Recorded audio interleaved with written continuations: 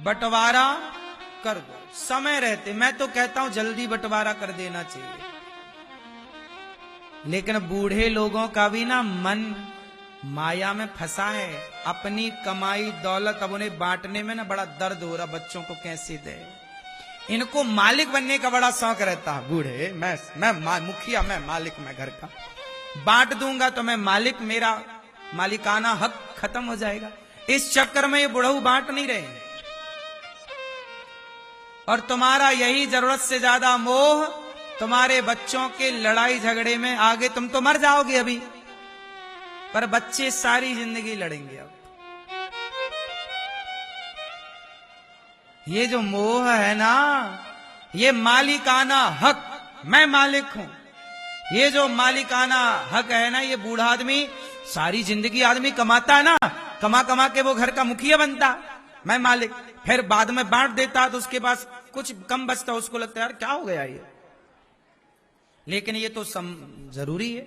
यदि अपने परिवार का भला चाहते हो तो बांट दो समय से, भला नहीं चाहते तो बिल्कुल मत बांटना। फिर लड़ के मरने दो परिवार को। उसका खून ये करे, इसका खून वो करे, खून की नदियां बहें। फिर परिवार में छोटा भाई बड़े भाई का मर्डर करे, बड़ा भी एक गोली मारे, छोटा भी मरे, दोनों मर जाओ।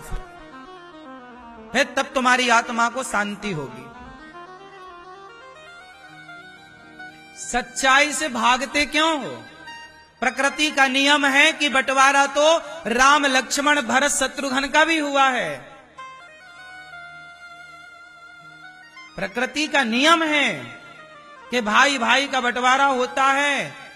बिना लड़ाई झगड़े के बंटवारा कर दोगे तो प्रेम मोहब्बत सदा परिवार में बनी रहेगी। और लड़ झगड़ के अलग होगे ना तो परिवार में रिश्तों में खटास आ जाती है। और एक दोहा बोलता हूं आपके लिए, रही मन धागा प्रेम का,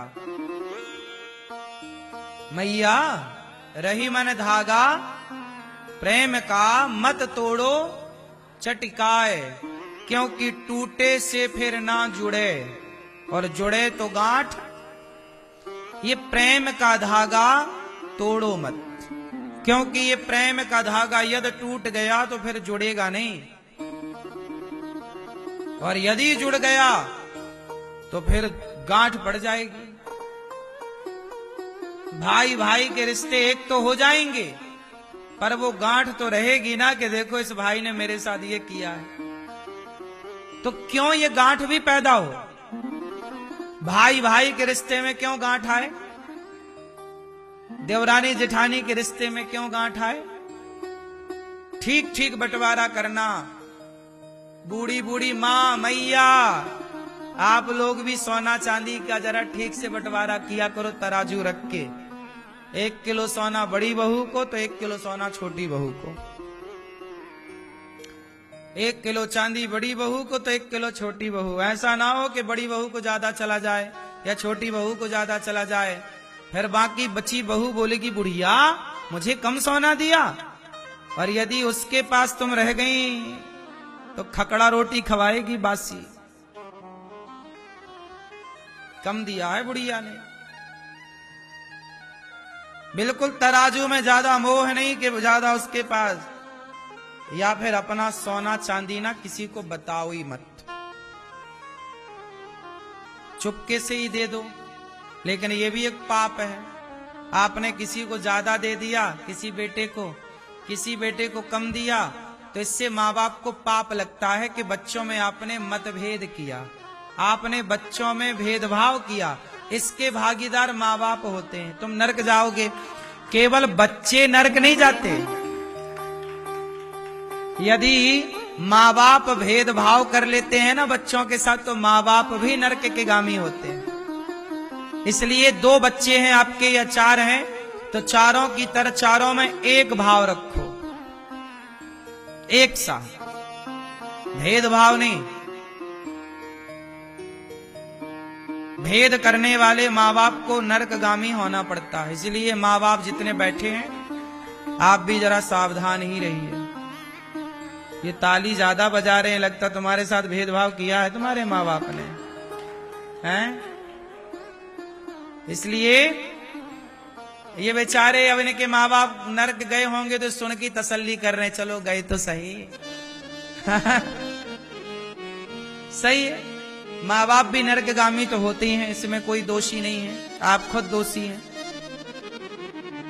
तो आप लोग बांट दिए कि नहीं, बंटवारा हो गया कि नहीं आप लोगों का? क्यों दादाजी, छोरा छोरी को लड़का बच्चों को बांट दिया, सब बंटवारा वगैरह हो गया कि नहीं? आपसे पूछ रहे हैं। एक ही बेटा, बढ़िया, ये अच्छा, एक वाले बांटने नहीं है, बाकी लोग बांट देना। मैया अभी तुमने नहीं बांटा, ये मैया नहीं बांटा अभी तक, बांट दिया है, सब बांट दिए। वो सोना वोना रखना 4-6 किलो अपने पास बचा के, बहू सेवा करती रहेगी इसी बहाने। थोड़ा बुढ़ापे में अपने पास भी रखना चाहिए, सब नहीं बांट देना भाव में। कुछ संपत्ति, जमीन जायदाद, सोना अपने पास भी रखना, 2-4 एकड़ जमीन अपने पास के भैया हमारी पास है, जो हमारी सेवा करेगा उसे थोड़ा ज्यादा मिल जाएगा, जो सेवा नहीं करेगा उसे थोड़ा कम मिलेगा, जो सेवा करे उसे ज्यादा मिलना चाहिए।